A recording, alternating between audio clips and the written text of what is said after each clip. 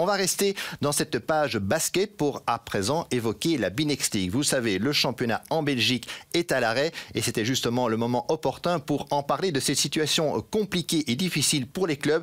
Et nous accueillons dans le Vous Sport Club Christophe Meutens, qui est le directeur général de Liège Basket. Bonjour Christophe Meutens. Bonjour.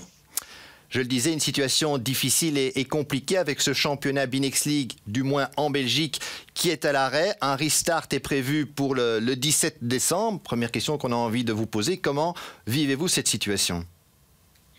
Pas bien. Pas bien. On est dans une situation compliquée où, un peu comme l'an passé, on peut jouer, mais sans public. Et le format du basket étant différent du football, on perd beaucoup d'argent. C'est vrai qu'il n'y a plus cette règle de la jauge du public. Non, il y a plus de jauge du tout. C'est zéro public dans les salles. Et donc, la source de nos entrées et de nos rentrées financières est arrivée. C'est vrai que c'est quasiment le modèle économique qui doit être revu et qui est remis en cause ici parce que sans public, vous l'avez dit, à huis clos, on va droit dans le mur. Doit-on alors évoquer un terme presque désastreux de faillite possible ? Je pense que c'est le cas. La saison passée, on avait déjà dit qu'en la jouant sans public, ce serait compliqué que tous les clubs arrivent à bon port fin juin. Ça a été le cas. Maintenant, il y a eu une aide financière de la région flamande, principalement pour les clubs du nord du pays. Ça a été très peu le cas, voire quasiment pas le cas du tout pour les clubs francophones. C'est un miracle qu'on soit tous arrivés à bon port. Mais une seconde saison comme celle-là, sans aide financière, c'est pour moi impossible. Parce qu'on peut aussi le préciser, à l'instar de Charleroi, vous faites actuellement l'objet d'une procédure de réorganisation judiciaire, mais on peut peut-être justement préciser qu'en termes de revenus, vous ne pouvez compter que sur du sponsoring et sur du ticketing, et cette situation rend quasiment les choses impossibles. Oui, on a une salle qui se remplit pas mal, on a quand même un public fidèle. Ça a été compliqué de le faire revenir, mais on n'était pas dans les clubs qui avaient le moins d'affluence, donc ça c'était bien. Nos partenaires, on a des partenaires fidèles qui sont restés avec nous. Notre VIP fonctionnait vraiment pas mal, avec un peu plus de 150 repas à chaque match. Et maintenant, voilà, sans public, sans VIP, c'est très compliqué. Et les partenaires visibilité, eux, ce qu'ils veulent, c'est pouvoir être vus, et principalement dans la salle. Parce que justement, il y a une autre question qui se pose. On met le championnat à l'arrêt. Évidemment, il y a la question du calendrier. On se dirige vers un calendrier de plus en plus chargé pour faire un restart. On peut imaginer que d'ici la fin janvier, avant, on sait, l'étape mixte avec les Pays-Bas au mois de février, il y aura quasiment 8 journées à placer dans le calendrier. Oui, le mois de janvier était déjà initialement assez chargé, avec des premières semaines, déjà avec pas mal de matchs. Par exemple, nous, on jouait déjà le 7, le 9 et le 14, donc ça faisait déjà 3 matchs sur une semaine. On doit replacer les deux, nous, pour notre part, 2 matchs, donc des 3 et 5 décembre, et puis faire un point par rapport à ce qui va se passer après le 15 décembre jusqu'au 26. Selon vous, doit-on en arriver aussi à se poser la question d'arrêter le championnat ou de revoir la formule de jeu de la B-Next League, du moins pour cette saison ? Ce qu'il y a, c'est que on espérait, nous, quelque chose de plus cohérent au niveau gouvernemental.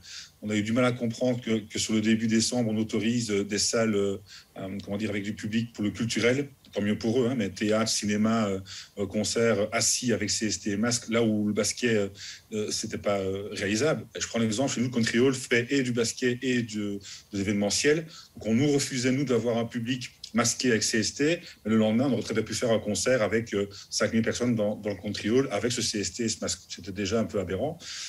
Maintenant, on va plus loin puisqu'on est sans public. Donc, soit on a un État qui assume sa décision de laisser le sport professionnel jouer sans rentrer, et donc nous vient en aide, soit, pour moi, on va devoir, nous, en interne, prendre des décisions pour savoir qui est capable d'aller au bout de la saison, et suivant le nombre de clubs qui sont en difficulté, prendre des décisions par rapport à ce championnat.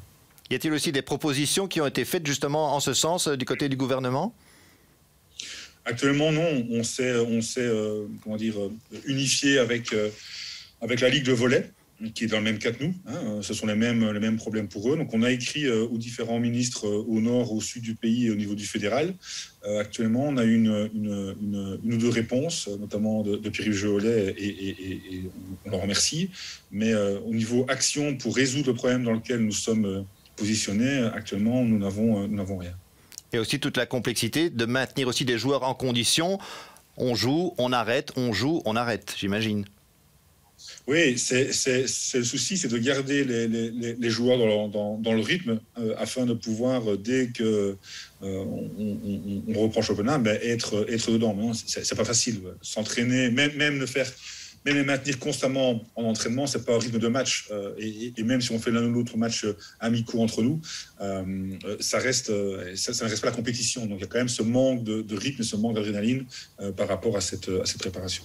Oui, parce que c'est une situation finalement très complexe. Quand on prend un petit peu de recul par rapport, dans un premier temps, aux clubs belges, on a encore des clubs belges comme Ostende ou Anvers qui sont engagés en Coupe d'Europe. Exactement.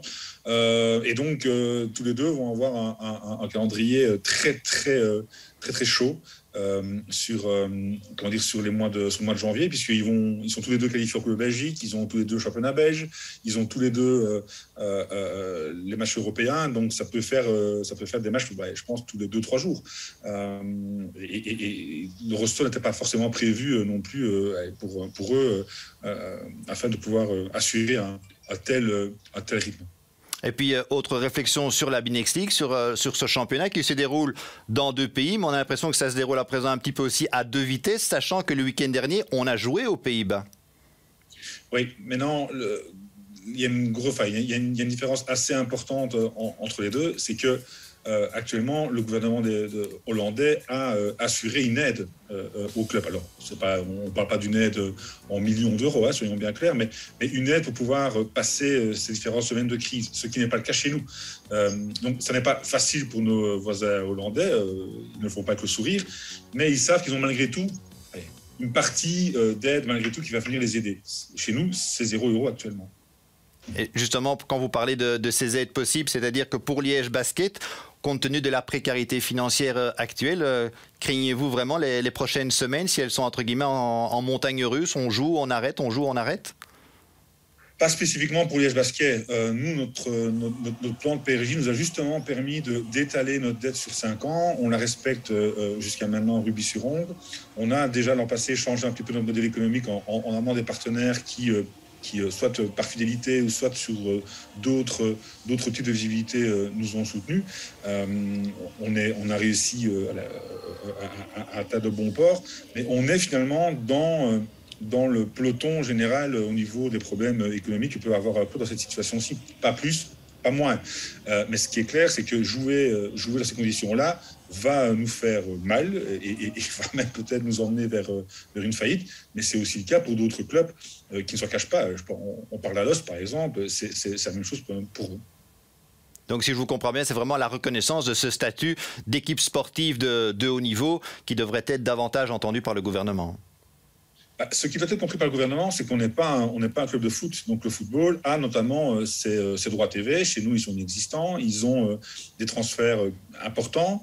Chez nous, c'est ridicule. On ne peut même pas parler réellement de montant de transfert. Donc notre modèle à nous, il est vraiment uniquement positionné sur la visibilité, sur nos partenaires et sur le ticketing. Donc si le gouvernement peut reconnaître cette spécificité-là, je pense que n'importe quel comptable vous dira que soit on reporte ou on empêche de jouer pour que nous, on puisse au moins mettre nos joueurs au chômage et au moins couper tous les coûts, ou bien, et ça c'est pas à moi à décider, je ne suis pas spécialiste médical, ou bien on peut jouer avec un certain nombre minimal de personnes dans une salle, masquées, CST, vaccinées, que sais-je, et là on peut essayer de vivre avec un minimum. Mais là on est en 2 chaises en fait. On n'a ni la possibilité de couper le coût, ni la possibilité d'avoir notre ticketing qui est notre principale ressource d'heureusement. Vous êtes aussi dans les instances de la Ligue en Belgique. Est-ce que tous les clubs parlent d'une seule et même voix? Alors, on a parlé, ça fait longtemps, je pense, pour une première fois, d'une même voix pour prendre une décision qui allait de début décembre jusqu'au 15. On doit se réunir fin de semaine pour discuter de la suite. On a tous la même volonté, c'est-à-dire on veut que la Binex League soit une réussite. C'est la première année. On veut évidemment que chaque club arrive à bon port. On veut pouvoir continuer à offrir ce modèle de championnat, mais avec malgré tout quelques petites spécificités différentes.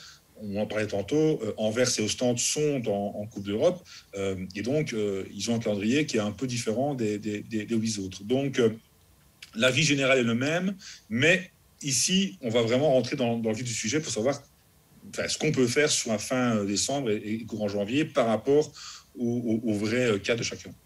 Alors justement, vous évoquiez le modèle de la Binex League. Et si on te parlait aussi d'un peu sur un plan sportif, justement, quel regard portez-vous sur les premiers mois de compétition, en particulier pour Liège Basket dans cette compétition de la Binex League?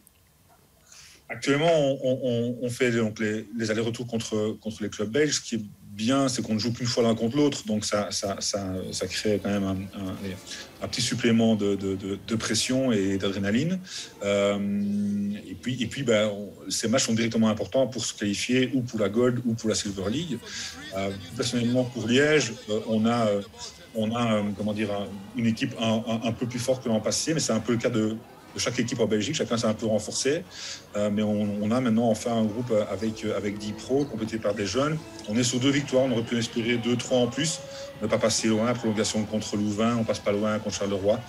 Voilà, donc on va dire qu'on est satisfait, mais on espère un petit peu mieux pour la suite. En tout cas, on va vous remercier, Christophe Meutens, d'être venu dans le Vous Sport Club, évidemment, pour évoquer cette situation de la Binex League qui était un petit peu difficile et compliquée actuellement. Et on aura évidemment à cœur de vous suivre à nouveau sur des parquets, de suivre du sport en action sur les parquets en Belgique. Merci d'avoir été avec nous. Merci à vous. Merci à vous. Voilà pour cette page basket. Et oui, le basket Binex League, un petit peu dans l'incertitude actuellement, du moins du côté de la Belgique.